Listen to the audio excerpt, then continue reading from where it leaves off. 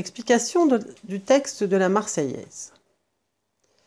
La première phrase est « Allons, enfants de la patrie ». Allons, enfants de la patrie. Le premier mot « allons », c'est le verbe « aller ».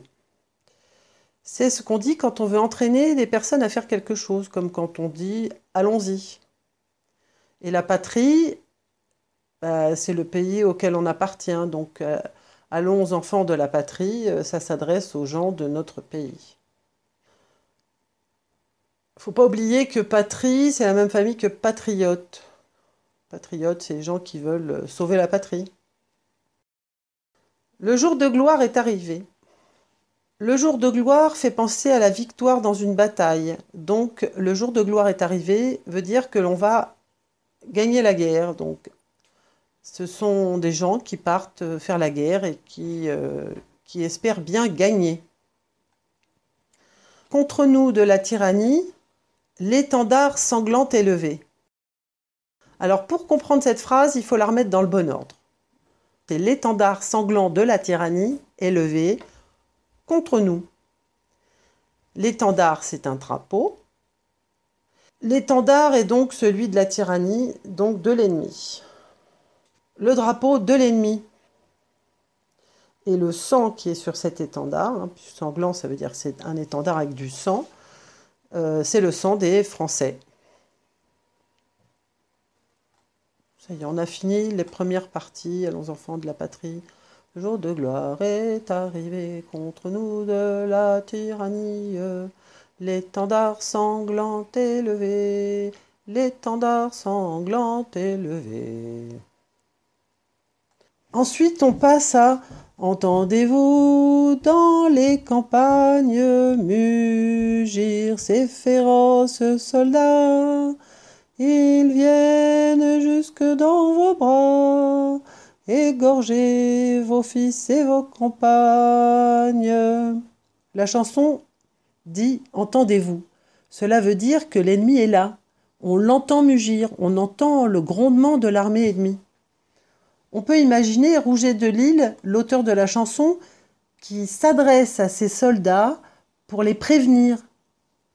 Il veut les motiver à aller au combat, comme font les entraîneurs de foot ou de rugby avec les joueurs avant le match. Ils viennent jusque dans vos bras, égorger vos fils et vos compagnes. Ces phrases donnent aux soldats envie de se battre pour défendre leur famille.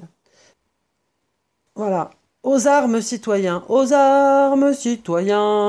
formez vos bataillons.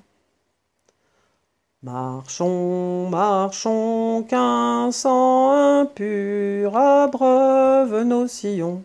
Donc là, on en est à « Aux armes, citoyens ». Donc, « Aux armes, citoyens ».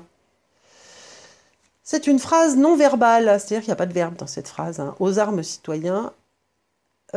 C'est comme un slogan, un peu comme une affiche, le titre d'une affiche.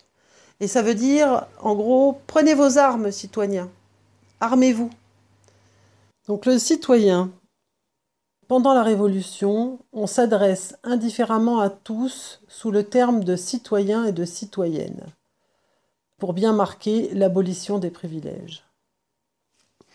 Le citoyen apparaît à la Révolution, en fait il apparaît avec la Déclaration des droits de l'homme et du citoyen en 1789. Et qui commence comme ça, les hommes naissent libres et égaux en droit. En fait apparaît la notion de droit et de devoir. Le citoyen a des droits et des devoirs.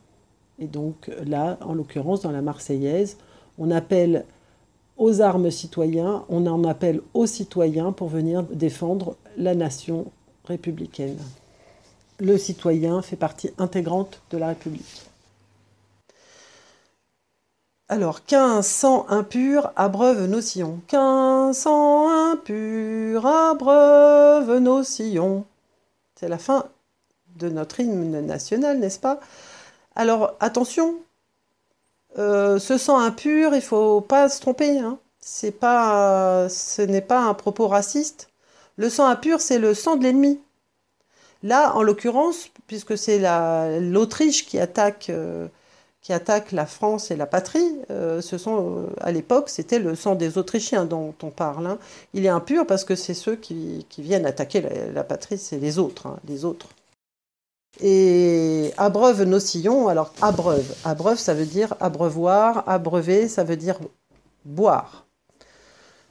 Nos sillons, les sillons, faut pas oublier que la France est un pays de cultivateurs à l'époque et on fait des sillons quand on laboure les champs. C'est les traits qu'on voit dans les champs.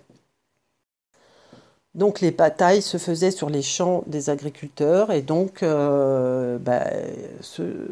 ces 2 derniers vers, on se bat pour faire couler le sang de l'ennemi. C'est le principe de la guerre malheureusement. Voilà. Conclusion. La Marseillaise, c'est notre hymne national, c'est un chant révolutionnaire. Effectivement, il entraîne à la guerre, à se défendre contre l'ennemi. La Marseillaise n'a pas toujours été notre hymne national, parce que nous avons eu des monarchies, des empires, c'est-à-dire que la monarchie est revenue après la Révolution française. Et donc, en fait, elle redevient l'hymne national en 1879. À la fin du XIXe siècle. La Marseillaise symbolise la Révolution française. C'est grâce à cette Révolution française que nous avons actuellement dans notre pays une constitution, des droits et que nous sommes libres et égaux en droit. Donc la Marseillaise représente cette liberté et ces droits.